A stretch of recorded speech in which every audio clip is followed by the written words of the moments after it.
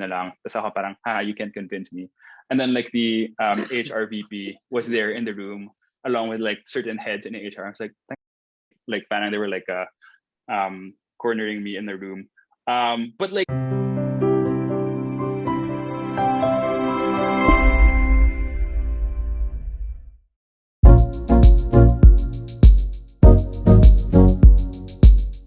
my full name is Lancelot Yupingkun. Yeah, that's my actual name. I graduated back in 2014, and I did industrial engineering in UP, as I guess like everyone's from UP, so should have mentioned that. JMA Com internals. What I've been doing since I graduated, a lot of things I think, but most recently, or at least like right now, I'm currently at Tesla in the engineering org. So I'll talk about my own experience because like there's thousands of like employees at Tesla and like everyone has like a different jobs. So I work on large scale battery systems, which means these are like essentially just like battery cells. It's the same like lithium ion cells that you have in your like laptops or phones, but you stack that like multiple times, such that like they're as big as say like a trailer. If you've seen yung mga like big trailers that pass through SLEX or whatever, it's that big, and we do that like we have like hundreds of that in like an open like landscape to support the grid, for instance. Like I've been super privileged and blessed to like have had like a lot of like projects like when I was like still working at Meralco. I really loved it, by the way. Like Meralco's amazing. We did like large scale systems, and that was like kind of easy. And then once we like looked at like smaller systems, like island off the coast of Batangas nga, and that's when I felt na parang, wait, like how do I solve this problem? It's like super hard, and no one, unfortunately, in Meralco knew how to do it.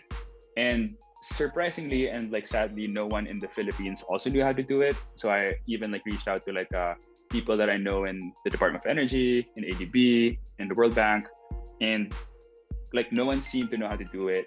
And that's how like I found my way to like California.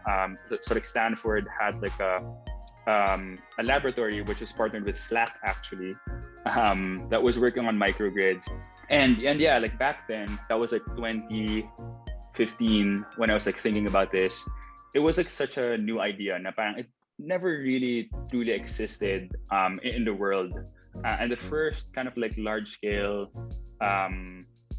what do you call this? Like a deployment of that was through Solar City, which is now like acquired by Tesla. So that's kind of how everything connected. Like Stanford had a lab for that. Like Tesla did exactly that. I was sad to leave Meralco though, to be fair, and also like the Philippines. I love the Philippines. So, but yeah, all for the, you know, pursuit of learning and growing. Maybe I'll like compare like the two kind of like maybe most different, which are Tesla and Meralco. So Meralco, because like it's like a monopoly, right? The nature of like the company is really you know, status quo. Like let's maintain what we're doing, let's make it better, but like we don't have to like think about like crazy new things because like we have the territory anyway. It's a more mature organization for sure. So the pace is like very different. What I liked about that though is because the pace is very slow, it's also very deliberate, which means that like every single thing that you're thinking about, that you're proposing, that you're eventually executing, like super solidly vetted siya by a lot of like experts. So when you go through that process, like that, some people call it bureaucracy. Some people get frustrated by it, but I personally learned so much from it. So I remember like having to like speak with the CFO of Meralco, and like she was like, yeah, this is like such a risky thing. Did you think about this one? Did you think about the interest rate? Did you think about like the discount rate? Like what about like your debt equity ratio? It's like all these like questions that I needed like months to answer. Like in that moment, I was like, shoot, like it's a great thing that she's asking me these questions, because like now I'm like, like really thinking about it like from every angle. On the flip side, you have like Tesla, which even though it's like now fairly big, it's still like operating as, for the most part, like a startup kind of. So everyone's like on the younger side. It's also like it hasn't even been around for 20 years. So it's like such a young company. Yeah, every day there's like something new. So it's like super, super exciting. And you also like learn, like it's a different kind of like learning, because like now you learn how to like think quickly and like iterate and iterate and iterate. So that's also like super exciting. But just as much as like it's exciting, it's also, it can get frustrating, because like sometimes like, it's like you thought that you had a solution and then something changes again. Now you have to like think about like a different one. So like there are like pros and cons. And I think I'm like super lucky to have like like an experience from both worlds. When I left for school, for Stanford, I was like, I remember I was speaking with my friend Julia. So Julia Pascual, she also was a JMAer. She's my batch. Julia and her husband now, like Gabby, picked me up from the airport, like as soon as I arrived here the first day. That's parang like, I was like, feeling kind of sad and whatever. Parang, oh no, I left the Philippines, whatever, blah, blah, blah. And like, I remember telling her, Ju, I'm sure talaga I'm gonna stay here max 2 years. I'm gonna like graduate and maybe take an internship, then I'm leaving. So like in that sense, I wouldn't say that like Tesla is essentially like my first choice, because I didn't even intend to stay. I really want to just like learn at Stanford and then maybe intern somewhere that I can learn this more and then go back home. But things change, and eventually towards the end of like my program, I was like looking for jobs, and yeah, like I guess at that point I only really applied for Tesla because like parang it's the only like organization that I know that is doing this in such a like fast pace and like with like a really like a good set of like brains working on it. And I also, by the way, I interned there, so that's how I kind of like saw like, oh shit, this is like so different, like they're really like on top of their game. So yeah, it was my first choice in that sense. I remember there was a time towards the end of my internship, I was like trying to solve this problem. It was like really hard, but like I felt that I had to like solve it on my own. And I was like in the office and I was trying to solve it, and I can't really crack the problem. And I had like a panic attack or like an anxiety attack. Stress is real, I swear. But so because like I was just like kind of like overthinking it. If I don't solve this, I won't get like an offer, and like I can't work at Tesla anymore. Blah blah blah. Well, I mean, eventually they offered me a job, which is great. But I guess like at that point in particular, that's when I knew na parang I really want to maybe work at Tesla. First and foremost, like the mundane, just like parang like when you go to the office, in the morning it's quiet, and then you see some of the people who go to the office early. I just like walk for a few minutes with coffee and stuff, or like kind of like rushing through lunch to like get to the next meeting or whatever. So I think like those are like my favorite moments in a way. But things like memories that stood out. I helped develop like a new product for Tesla. So that was like super interesting. It's like basically battery on like a truck that you can drive around. So parang, for example, if San Juan nawala ng kuryente, you can drive to San Juan and just like plug the San Juan grid to the battery, and like you can have electricity. It's super fun that I was able to be a part of that. Oh, and one more thing. How can I forget this? 2019, I went to Puerto Rico to give a talk on microgrids, on how to design microgrids. After I gave that talk, I was like, oh my God, sobrang full circle. Like I left the Philippines to like learn this, and now I'm actually like giving a talk on how to design these things. So I was doing industrial engineering at UP, right? And I was a JMAer, obviously. So parang like, I don't know if like yun pa rin yung like trend or like yung uso or whatever, but like parang back in my day, it was like if you worked for like P&G or Unilever or Nestle, you're like the shit. So like my first internship was with Unilever. It was great, but I think it's not like the type of like what they're trying to solve is not the type of problem that I wanted to solve. And then I was like thinking for my fourth year internship, like what will I do? So I just like picked like a random thing like in the job fair, and like that was like Meralco. It was like super random, like parang like not a lot of IEs for you to go to Meralco. And right Meralco, it's like Yak Baduy utility or whatever, right?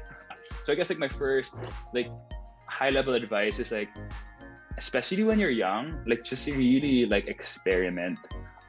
Like walang mawawala.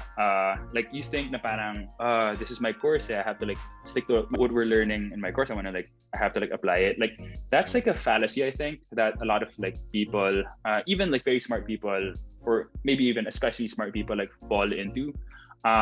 Because like there's this like sunk cost fallacy na parang like, oh, I've like invested so much in this particular like field already, pero parang like, dude, ang bata mo pa. So like try something na parang you won't even like dream of like doing. There's no better time, I guess, to do it. Especially internships. When I applied for Meralco, I'm like, whatever, like if this is sayang oras, it's sayang 2 months, 3 months of my life, whatever. But like thankfully, like it turned out to be like, man, that's when I discovered that electricity is so fundamental to everyone. That's a good way to like, you know, improve the lives of people and like also like save the world from a climate change perspective. So it all like worked out because I think I just like tried something like super different. So that's one. Second is after that internship, I got a job offer, and then I wasn't really applying na, but like parang people in engineering at least was like, dude, like Shell's like the top dog. Like parang if you're magaling talaga, apply for Shell and like go work for Shell. So I did kasi nga parang I tend to like go with the flow, unfortunately. Season bata ako. So like, yeah, I applied for Shell, I got the job, and I was like, oh no, now I have to like choose between Meralco or Shell. But I signed this Meralco because they told me, just sign, like it's like non-binding. And I was like, oh shit, maybe I'll join Shell na lang. Kasi nga that's what people kept on like saying, that that's like the gold standard. And then I was gonna like sign as a Shell, but like since I signed like the Meralco contract, I was like, oh, sorry Shell, I'm gonna sign with you, but I have to go back to Meralco and just like take back my signature. So I went back to Meralco, and then like a few HR people like spoke with me and sabi niya, just come back, we're just gonna like talk to you na lang. Tapos ako parang, you can't convince me. And then like the HR VP was there in the room along with like certain heads in HR. I was like parang they were like cornering me in the room. But like they really listened to like what I think I wanted to do, and like just like, seeing them kind of like listening, like just like switch something in my brain. I remember I literally said this in front of like everyone, like literally this. I don't know why I'm saying this, but I'm saying this anyway. I don't know what about it, but I feel that I can trust you guys, and I'm gonna sign even if I'm not super comfortable. But like I'm gonna go with Meralco. As in sobrang informal. I guess it sounds a bit wishy-washy, but like there's like it's like intuition, but like intuition in the sense na parang it feels right because like it aligns with your values. So I think that's my second advice. Like really define your values. Like really, like especially when you're like starting to look for jobs or even for internships, just like clarify it to yourself, like what's important. And then I guess the third is, I think even if you have a plan, and it's good to have a plan, you should always like, you know, like spare yourself some room to be flexible. So I've been like such a planner ever since I was like a kid. I guess like uso siya sa, I don't know, Chinese Filipinos or whatever. I mean, my parents at least were like plan. So I was like, oh, I plan. So I planned like literally everything. And then like when I was at Stanford, it was hard because I wasn't getting any internships. I was like international, so parang like they're like, why are we gonna offer you like an internship if you're not gonna stay? But eventually like this like Schneider fellowship in like the Rocky Mountain Institute, like, you know, just like came to my plate. Like I didn't know anything about the organization, and like it was like based in Boulder, Colorado, and I was like, you know, ano yung Colorado? Like, as in, I don't know anything about Colorado, and I'm like, I have to like move there or whatever for like the summer. But it was like one of the most enriching summers I've ever had. The problem kasi when you plan so much is that like when you plan, it's limited to what you know at that point in your life. Yeah. Because like those are the only companies and those are the only jobs that you know at that point, right? But like, so like that's, in a way, you're like limiting yourself unnecessarily. But if you kind of just like leave, like just like have like a general plan that, or like that's like founded on your values, and so long you kind of have that, but like you keep your eyes open to other stuff, like parang you'd be so surprised na parang some of them are actually so much better for you. Beyond like the names of these organizations is really just like illustrating that like from each of your experiences you've like picked up something that would be relevant to the job that you're applying for, and thankfully for me, like parang like all of the experiences that I've had were like valuable in like a special way. Like Meralco was like, you know, my introduction to the energy space, but I also like worked heavily on like finance, like mergers and acquisitions back then.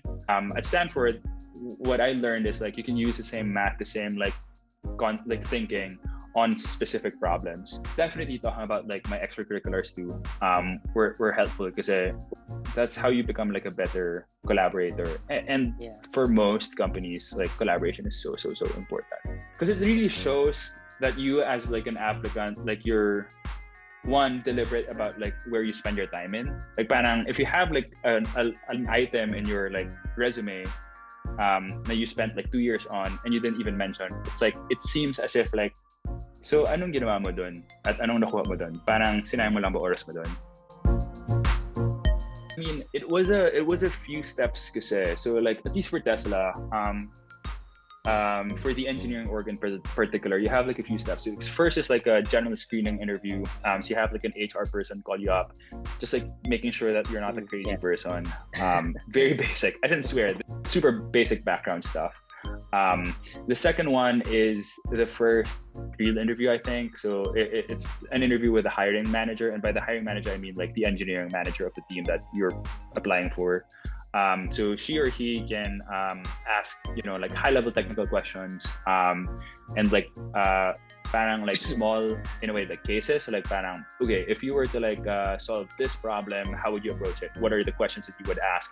What kind of data would you need? And how would you use those data to reach a potential solution? So it's just like thinking, basically like they ask like they're trying to like see how you think and like if you have like the basic technical knowledge for the job. Then the third one is a case. So the take-home case, they give you like a problem. It's very open-ended, but it's very technical. And you have like 7 days to like create like models and spreadsheets and like PowerPoints and whatever to solve the case. 7 days. And then the fourth one, you present that to a few people on the team of the team that you're applying for. So this one is like very it's very technical. Like they just like basically ask you like technical stuff around your case and like about the job.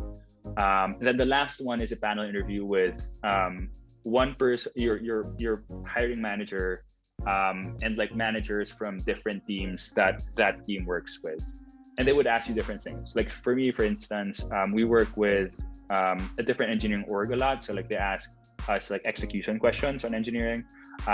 Then we work with product management a lot, so they ask us like a lot of like designing like products, like how do you think about designing products from an engineering perspective. Then we also like work with sales a lot, so like they ask like salesy questions that are like somehow like still kind of like financy or kind of like communications. So that's like kind of like the most kind of like well-rounded in a way, like they test for your well-roundedness and your general fit to the organization. They asked me a few kind of like basic energy questions, like what's the difference between a kilowatt and a kilowatt hour, or what's the difference between like real power or reactive power. So like these are like things that you know, you'd learn from school, generally speaking. So definitely pay attention in your classes too. And then some of them were just like situational questions. So parang like if you had a deadline by this time and you're unsure if you're going to meet it, what would you do? case, I guess it's more specific, but from that, like, man, I really drew, like, the case had like different components of it, and I really, like, I swear, like, there was one like part of the case is financial modeling, and I learned that specifically from Meralco. There's one that's like optimization modeling. I learned that from both UP and Stanford. And the third part of the case is like presentation, which I learned from JMA, and also like from just like working in different, like, you know, organizations. It's a spread of different things. And then the panel interview was interesting. It's like, it's really just like knowing who your audience is. So if your audience is, you know, like someone from sales, then don't, you know, like bombard that person with like super technical concepts, because like that's not what that person is trying to test you. Like, I think the real answer to this is that like it's like what you've done up until the day that you get interviewed. It's not like you read up on like whatever, like a few days before you get interviewed, right? It's like, it's kind of like your, like the knowledge and experience that you've amassed through the years. Because I remember like talking about like random stuff, and drawing from my experience from UP, from Meralco, from my internships. I guess like the more experience you have, which is why I'm like, again, like going back to like my first like learning, is that like really just like experiment, because like the broader your experiences are, I really think the richer your perspective can be. The weirdest, but like parang the most that I was like wasn't prepared for is like, why Tesla? Like, why do you want to work for Tesla? And I was like, how can I answer this without sounding like a super fanboy na parang duh, Tesla. I just like linked it back to like values na parang like, well, apart from like Tesla being like super cool and like super cutting edge, you're also working on a problem that I want to work on, which is climate change. So definitely would love to like, you know, like learn from you guys and like work alongside you guys on such a big problem like that. For my Schneider fellowship, like one of the questions that I got asked was like, how do you think an Uber driver makes in a year? So parang like, it was so open-ended. I was like, I want to go. And then like, they were like, yeah, like answer that question, but walk us through how you're thinking about it. For Tesla, it was given to me a day after, which is, I'm so glad that happened, because I was like so stressed, but I'm like, oh no, what if I'm not gonna get this internship or whatever. So that was nice. For Meralco, they were like super good about saying what the timeline is, so that's also like good. Yeah, that's a good sign if like the company that you're interviewing for really is deliberate about how they're, you know, recruiting people, if like they can give you a timeline on when they can get back to you. And I would hope naman that your dream job like is not just like a dream job because like that's what's prestigious. I hope that like you really think about that, and like that's what people like often, I think, fail to like understand. Is like parang like, is their dream job really their dream job or the dream job of the people around them? Dream job ba siya ng parents mo or like ng friends mo or like ng school mo or whatever, or like is it really yours? Like, do you really wanna work on this because like it resonates with the things that you hold dear? Or is it, do they solve the problem that you want to solve? I think super important. I think that's super important. Sure, it's good to have like a dream job and it's good to like, you know, be focused on like trying to get that, but like things happen, and if you don't get it, it's fine. Maybe it's even better for you because like something else will open up for sure. I mean, you're all from UP, you're all gonna be hired at some point, so don't like stress too much about it. And I've had like a lot of like times where I didn't necessarily get my dream thing, so I like got rejected from P&G. When I was like applying for a few internships during my first year at Stanford, I got rejected. So like McKinsey and whatever. I applied for Tesla actually before I got my actual internship, and I didn't like get any like callbacks. So it's like, you know, it's fine because like maybe at that point I didn't need Tesla yet. Maybe at that point, you know, RMI or Rocky Mountain Institute was a better fit for me because that will teach me so much more than another internship at Tesla. I really don't know. what's weird is that like this is the stage in my life where I feel na parang I'm most uncertain about the future. And I think it really happens as you age, weirdly enough. Obviously when like, you know, you're like high school or whatever, it's like malamang you just like really want to go to like these schools. And then once you're in school, like malamang you just like want to graduate and like maybe do orgs and whatever. But like as you go through life, especially if you keep on experimenting, I think like more and more and more doors open. So parang like the uncertainty is just so much more. I wasn't used to this because, you know, as I've mentioned earlier, I'm like such a planner, at least growing up. But I'm learning to like really embrace it, and I think it's like super exciting to like, you know, not know what the future holds for you. I don't know where I'll be next year, for instance. I don't know if I'll even be at Tesla. So who knows? Like I don't know, but like, isn't that what life is about?